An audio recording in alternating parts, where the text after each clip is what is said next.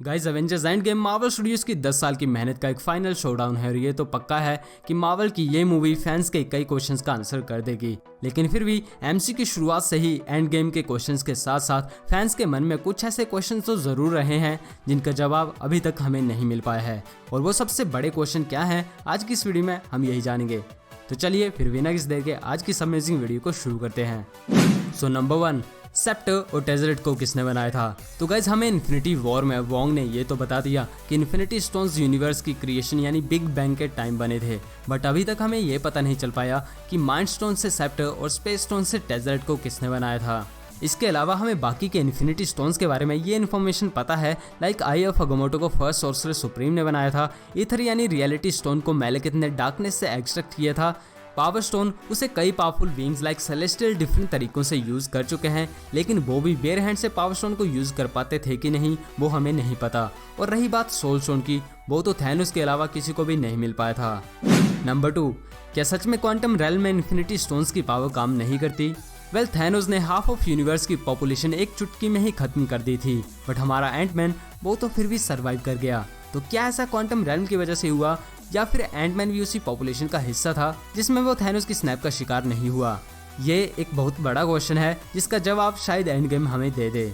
Number 3, black window और बकी के बीच क्या कनेक्शन थे। सो कैप्टन अमेरिका सिविल वॉर में बकी और हमारे हीरोज के बीच फाइट हुई थी, और उसी फाइट के दौरान जब ब्लैक विडो को बकी ने एक टेबल पर दे मारा तो उस टाइम उसने बकी को कुछ कहा था।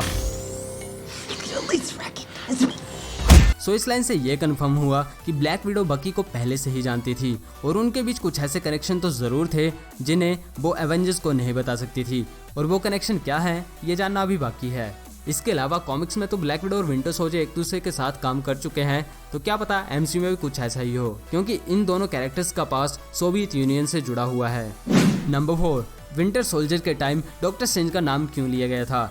सो अगर आपको याद हो तो कैप्टन अमेरिका विंटर सोल्जर में हाइड्रा के एक एजेंट ने एलिमिनेट करने के लिए कुछ टारगेट्स के नाम बताए थे, जिनमें डॉक्टर स्ट्रेंज का नाम भी शामिल था।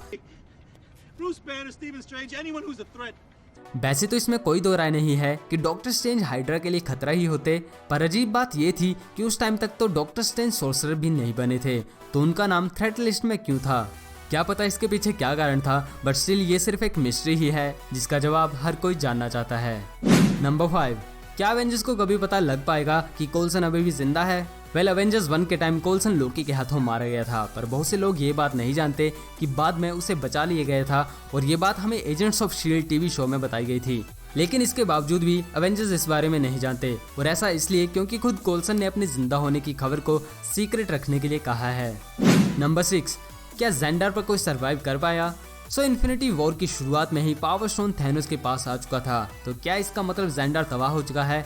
वेल इसके बारे में हमें नहीं पता, क्योंकि अभी नोवा का एवेंजर्स में शामिल होना भी बाकी है, तो हो सकता है कि ज़ेंडार पर कुछ लोग सरवाइव कर गए हों, बट स्टिल ये सिर्फ एक क्वेश्चन ही है, और शायद इसका आंसर एंड गेम हमें दे दे। Number 7, Thanos Avengers Age of Ultron के पोस्ट क्रेडिट सीन्स में क्या कर रहा था। सो अगर आपको याद हो तो एज ऑफ अल्ट्रॉन के लास्ट में थैनोस ने इन्फिनिटी गॉन्टलेट को पहनते हुए कुछ कहा था। उसने कहा कि ठीक है अब मैं खुद ही ये कर लूंगा। हालांकि इस लाइन का मतलब हर कोई समझ गया था, बट अजीब बात यह थी कि अल्ट्रॉन के हारने पर थैनोस ने ऐसा क्यों कहा। क्या इसका मतलब ये है कि अल्ट्रॉन भी थैनोस के ही प्लान का एक हिस्सा था। वेल इसका आंसर भी आज तक हमें नहीं मिल पाया। नंबर 8, क्या हेला और अल्ट्रॉन सच में मर चुके हैं।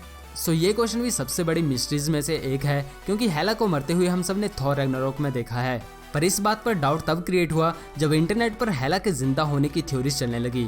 मतलब सिंपल था, हेला खुद को टेलीपोर्ट कर सकती थी, और थॉर रैग्नारोक में जब सर्टर ने उसे और पूरे एसगार्ड को खत्म किया तभी हमें ऐसा लगा जैसे कि एक ग्रीन लाइट उस वक्त सर्टर की स्वॉर्ड की टिप पर चमकी हो और फिर वो गायब हो गई।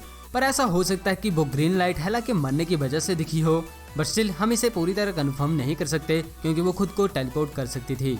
अब आते हैं अल्ट्रॉन पर। अल्ट्रॉन के केस में भी ऐसा ही है, विजन ने उसे पूरी तरह इंटरनेट के साथ साथ दुनिया से खत्म कर दिया था, बट ऐसा तो है नहीं कि अल्ट्रॉन पूरी तरह डिस्ट्रॉय हो चुका होगा। मे बी अल्ट्रॉन ने पहले ही खुद का एक बैकअप बनाकर एक ऐसे डिवाइस में रख लिया हो जो इंटरनेट से कनेक्ट हो ही ना।